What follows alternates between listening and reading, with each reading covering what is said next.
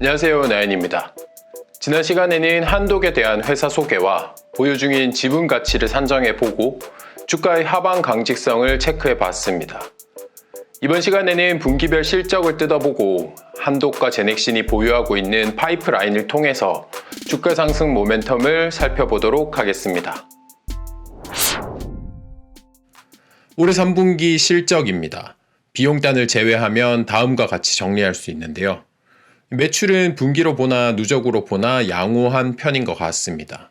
다만 영업이익은 누적과 분기 데이터가 모두 감소한 수치를 나타냈는데요. 순이익은 심지어 적자 전환되면서 누적으로는 작년 대비 20% 수준에 그친 것을 확인하실 수 있습니다. 먼저 매출부터 살펴봐야 할 것 같습니다. 매출의 경우 특별한 계절성을 띠고 있진 않았고 2019년 4분기가 튀어오른 것이 눈에 띄었습니다. 이를 제외하면 대체로 완만하게 우상향하고 있는데요. 연간 데이터를 보시면 성장률의 변동성은 조금 있지만 매년 늘어나고 있는 추세입니다. 올해 4분기에는 작년 동기 수준만 해줘도 일단 성장이 가능할 것 같은데요. 최근 8년 평균 6% 성장을 유지한다면 4분기에 역대 최대 분기 매출을 기록하게 될 것이고 최저치인 3% 성장을 달성하기 위해서도 19년 4분기 이후 최대 매출을 찍어줘야 하는 부담은 존재하는 것 같습니다. 2020년 한독의 주요 제품 및 서비스 내용을 살펴보면 제품과 상품이 각각 38%로 가장 큰 비중을 차지하고 있습니다. 그 뒤를 이어서 진단기기 및 치약 부문 16%, 용역 5%, 건기식 2%, 부동산 임대업 1% 순이었는데요. 숙취해소제 레디큐와 네이처셋 건기식 분야 매출 비중이 예상보다 매우 낮았던 것은 의외였던 것 같습니다. 제품 상품군을 IR 자료 기반으로 나눠보면 일반 의약품 14%, 전문 의약품 63% 비중인데요. 이는 우리가 일반적으로 알고 있는 케토톱과 회스탈뿐만 아니라 처방전을 통해서만 구입할 수 있는 전문 의약품이 많이 존재한다는 것을 알 수 있습니다. 상대적으로 매출 비중이 큰 주요 제품들을 추려보면 전문 의약품은 당뇨병과 희귀질환이 있는데요.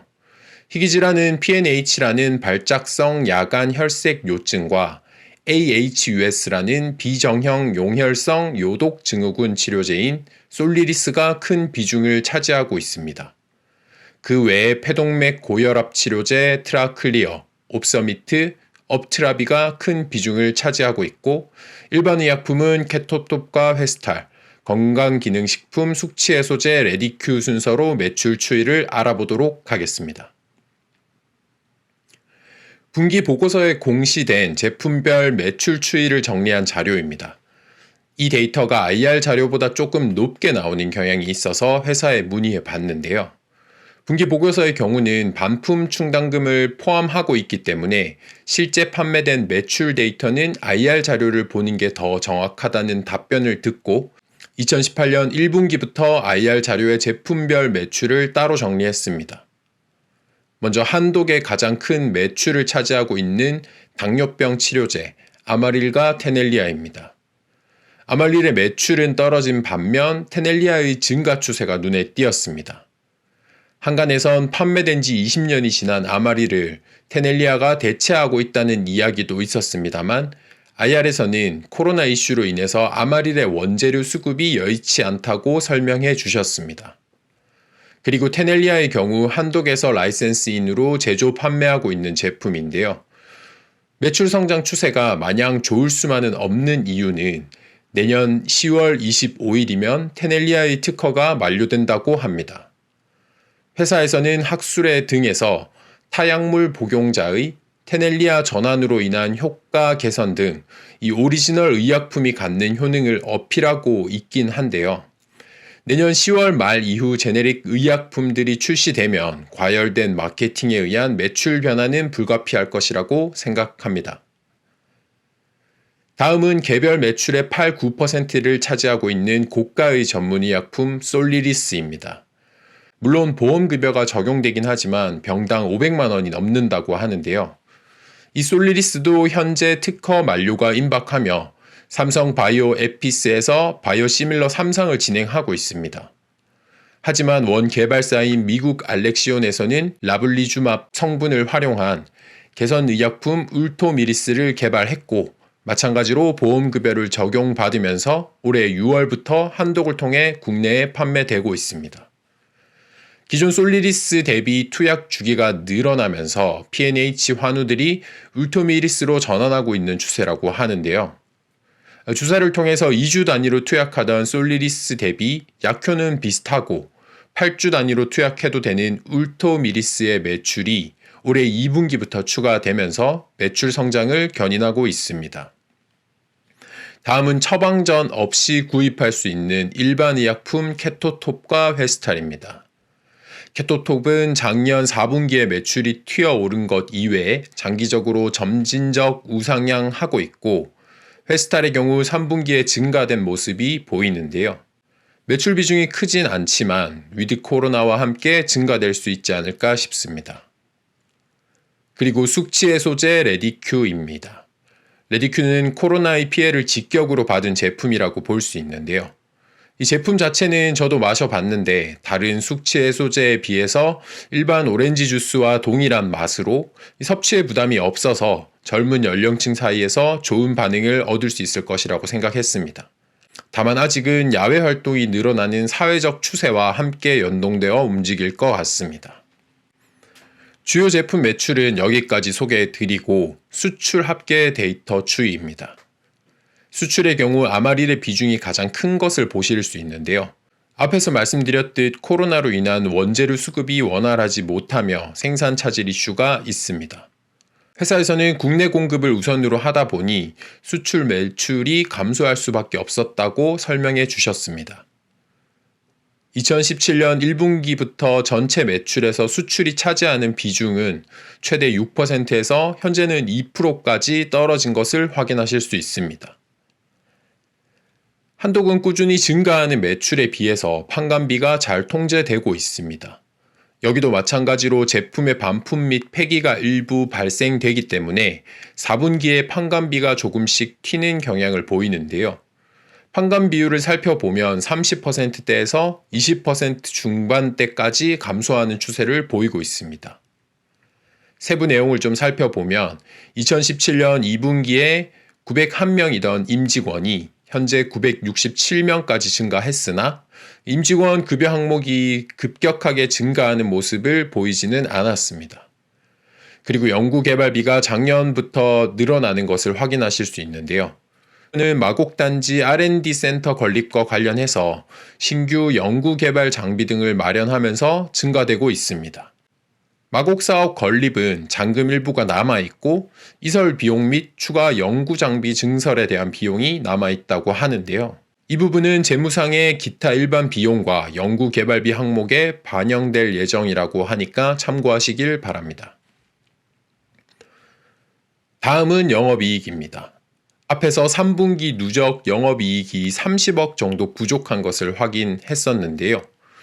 작년 3분기에 영익이 유난히 튀어올랐기 때문에 금년 3분기가 직전 분기 대비 성장했으나 이 누적 데이터가 적게 나온 것이죠.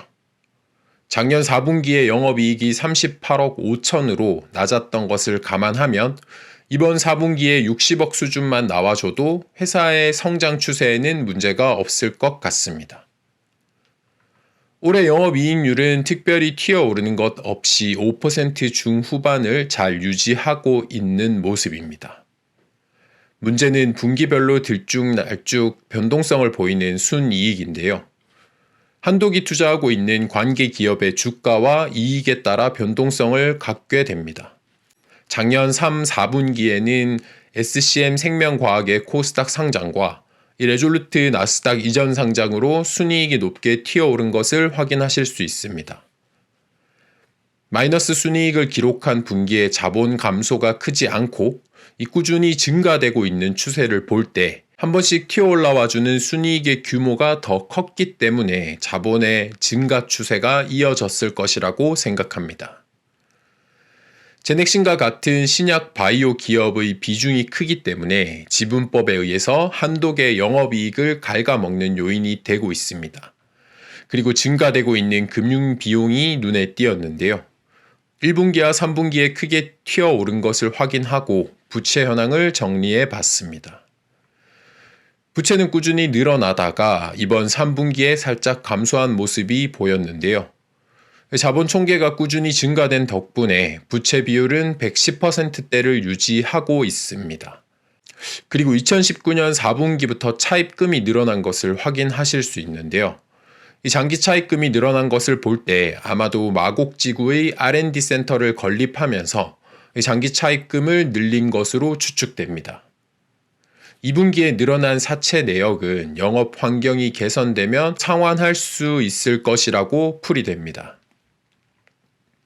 현금 흐름은 2018년 4분기 크게 마이너스를 기록한 뒤 점진적으로 올라오는 모습을 보이고 있습니다. 한독은 투자하는 회사가 많기 때문에 유무형 자산뿐만 아니라 관계기업 투자 내역도 함께 캐펙스로 분류했는데요.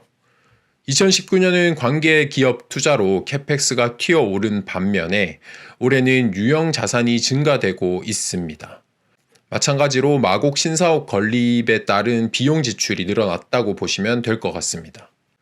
한독은 2편에서 끝내려고 하다 보니 오늘 내용이 좀 많은데요. 다음으로 신약 파이프라인에 대해서 말씀드리겠습니다. 먼저 신약 개발 프로세스를 간략하게 말씀드리면 다음과 같은 과정으로 진행되는데요.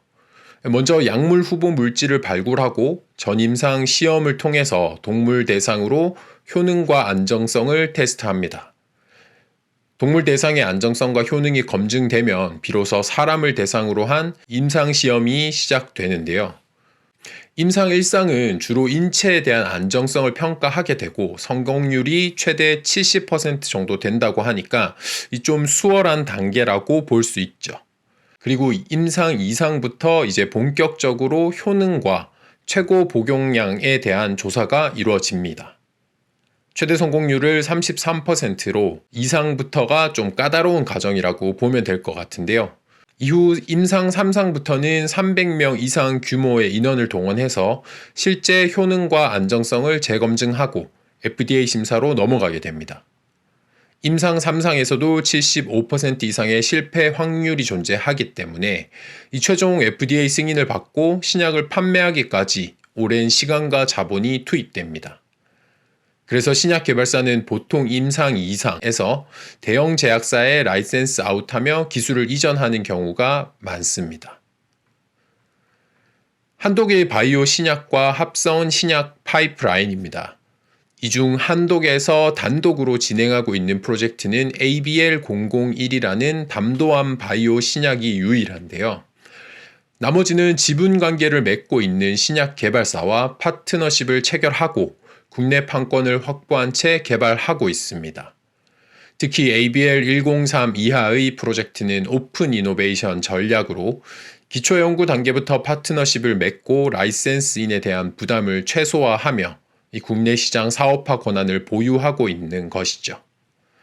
현재 개발 중인 모든 신약에 대한 각 임상 단계의 통과 확률을 우리 투자자가 알기는 어렵겠지만 이 대략 임상 몇 상이 진행되고 있는지 정도만 인지하면 될 것 같은데요. 이 중 CMG 제약과 협업하여 개발 중인 유일한 합성 신약 HL5101은 임상 1상 최종 보고서를 완료했으며 AUM 바이오사이언스에 1934억 규모로 라이센스 아웃했다고 합니다.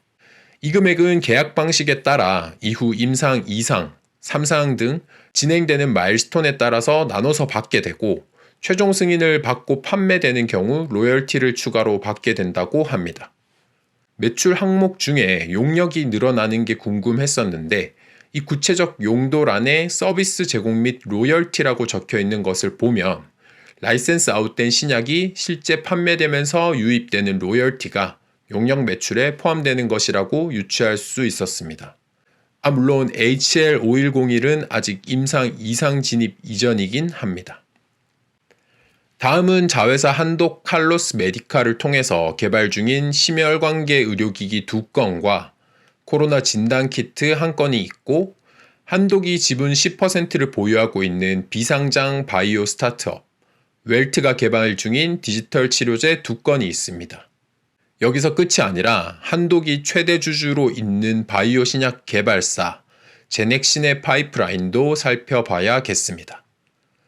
제넥신의 경우 신약 개발사답게 임상 내역을 구체적으로 커뮤니케이션 하고 있었는데요. 면역 항암제 16건의 임상 1상 이상이 진행되고 있습니다. 특히 GXI7이라는 후보 약물의 경우 15건의 임상이 진행되고 있는데요. 한 건이라도 3상을 통과해 준다면 연쇄적으로 좋은 결과가 나타나지 않을까 생각합니다. 그리고 희귀질환 치료제 3건이 있는데 GXH9의 경우는 한독에서도 공시해 주고 있습니다. 또 기타 5건의 임상이 진행되고 있는데요. GX19N의 경우 코로나 부스터 백신으로 현재 2, 3상을 동시에 진행하고 있습니다. 다양한 변이 바이러스의 항체 형성에 효과적이라고 하는데 임상 결과를 지켜봐야 할 것 같습니다.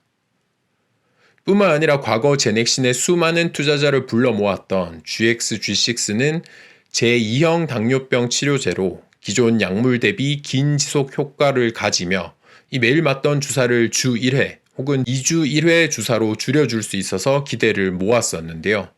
아직은 임상 이상이 진행되고 있는 것 같습니다. 한독과 제넥신은 총 34건의 파이프라인을 보유하고 있습니다. 특히 가장 포텐셜이 큰 임상 이상이 14건으로 가장 많은 것을 확인했는데요. 그만큼 주가 상승의 모멘텀은 풍부하다고 생각합니다. 그리고 유안타증권의 서미화 연구원님께서 12월 7일 발행해 주신 22년 항암제 파이프라인 다시 보기라는 제약 바이오 업종 레포트를 보면 코로나로 중단된 임상 중 종양학 비중이 80% 이상을 차지하는 것을 확인하실 수 있습니다. 한독과 제넥신이 진행 중인 항암 관련 파이프라인이 21건인 것을 감안하면 다시 시장에 관심을 받을 수 있는 계기가 되기를 기대합니다. 정리해보면 한독의 투자 아이디어는 보유 지분의 가치만 2,700억으로 현재 시총 3,200억은 현저한 저평가 국면에 접어들었다는 생각입니다. 그리고 본업인 제약 분야의 매출과 영업이익은 꾸준히 늘어나고 있습니다. 다만 관계기업의 지분법에 의한 연결순이익이 빠지면서 떨어진 주가 대비 낮지 않은 PER 지표를 시장에 던져주고 있는데요. 이 덕분에 저는 한독을 저렴한 가격에 매수할 수 있는 기회를 얻었다고 생각합니다. 끝으로 오픈 이노베이션 전략으로 리스크를 최소화한 신약 개발입니다. 특히 포텐셜이 큰 임상 이상이 많다는 것은 가장 큰 매력이라고 생각합니다. 리스크는 마곡의 신규 R&D 센터 건립에 남은 잔금 일부와 신규 장비 구매 비용, 그리고 가동 이후 감가상각비의 규모를 체크해 볼 필요가 있겠습니다. 이보다 큰 이슈는 내년 4분기에 특허가 만료되는 제2형 당뇨병 치료제 테넬리아 매출 변화에 주목해야 할 것 같습니다. 또 관계기업의 지분법으로 인해서 까먹은 순이익은 이미 주가에 많이 반영되어 있는 것 같습니다만 늘어난 차입금의 변화는 앞으로도 계속 주의 깊게 살펴봐야겠습니다. 그래서 주가는 언제 오르냐? 당장은 제넥신의 주가에 연동되어 있기 때문에 제넥신이 오르면 함께 올라갈 것 같긴 한데요. 이 단기에 명확한 트리거가 없는 만큼 1년 혹은 2년 투자하고 있으면 생각보다 큰 수익을 기대할 수 있지 않을까 싶습니다. 오늘은 내용이 많이 길어졌는데요. 긴 시간 시청해 주셔서 감사합니다.